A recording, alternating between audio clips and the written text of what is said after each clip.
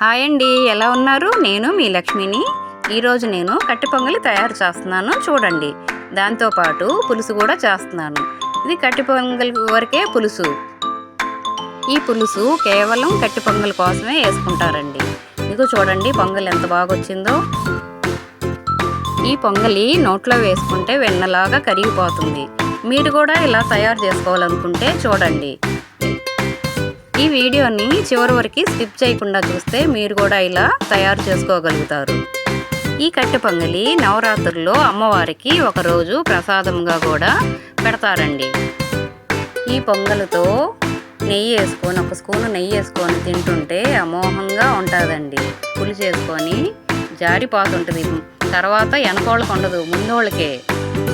ఒక్క ప్లేటు తినాలనుకున్న వాళ్ళు కూడా రెండో ప్లేటు కూడా తినేస్తారు. జాగ్రత్త అండి, ముందు తినేసేయండి. చూసారా ఎంత బాగా వచ్చిందో?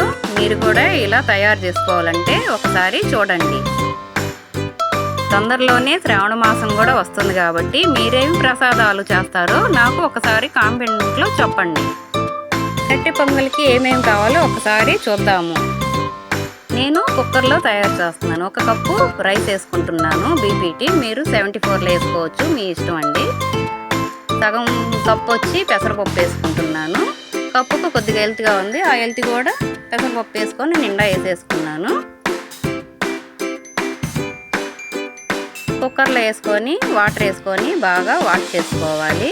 2-3 సార్లు బాగా వాష్ చేసుకొని 10 నిమిషాలు నానబెట్టుకోవాలి. ఇది నానబెట్టేసరికి ఏంటంటే బాగా పొంగలి ఉడికిద్ది. వీడియోలో చూపించిన ప్రకారంగా బాగా వాష్ చేసుకొని పక్కన పెట్టుకోండి. ఈలోపు మనం చింతపండు తీసుకొని నిమ్మకాయ సైజ్ అంతా తీసుకొని నానబెట్టుకుందాము పులుసు కోసం. దీనిని మేము పొప్పొంగలి గుజ్జు అని కూడా అంటామండి. మీరేమంటారో ఒకసారి కామెంట్లో తెలపండి. బియ్యం పప్పు నానిపోయినాయి. ఇందులో 4 గ్లాసులు వాటర్ వేసుకుందాము. 1 గ్లాసుకి 4 గ్లాసులు కొలతలు. 1 చిటికెడు పసుపు వేసుకుందాము కలర్ కోసం. 1 స్పూను ఆయిల్ వేసుకుందాము పొంగు పోకుండా ఉండటం కోసం. ఈ మొత్తం నానిన తర్వాత స్టవ్ వెలిగించుకొని కుక్కర్ పెట్టుకొని ఆన్ చేసుకొని 4 విజిల్స్ రావాలి. 4 విజిల్స్ వచ్చిన తర్వాత గ్యాస్ ఆఫ్ వేసుకొని పక్కన పెట్టుకుందాం. ఈలోపు మనం పులుసు తయారు చేద్దాం. ఆయిల్ వేసుకుందాం, పోపు గింజలు వేసుకుందాం. పోపు గింజలు వేసుకున్న తర్వాత చివరగా కరివేపాకు వేసుకుందాం.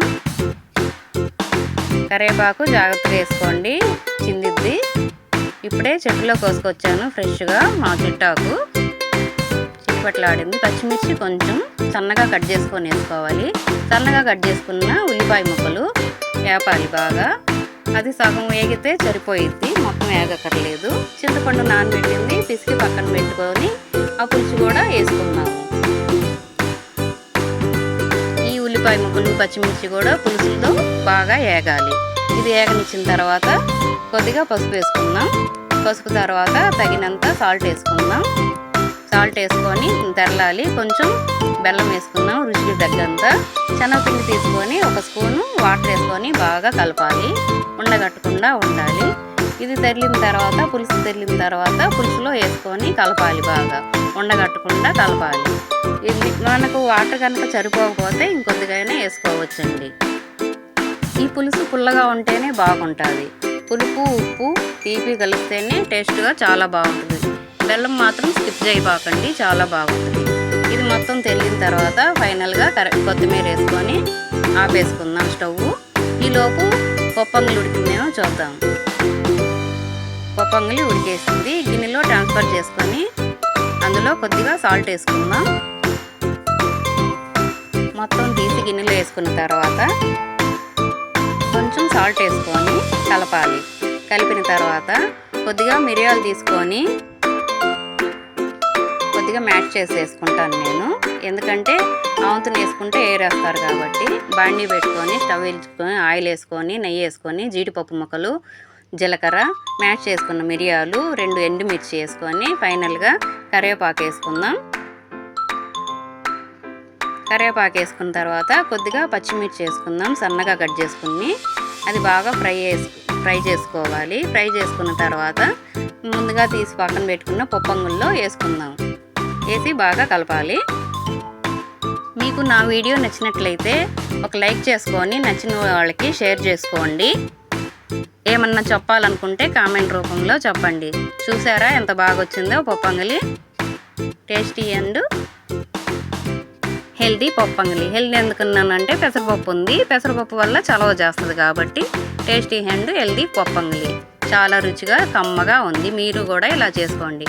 Thank you. Bye bye.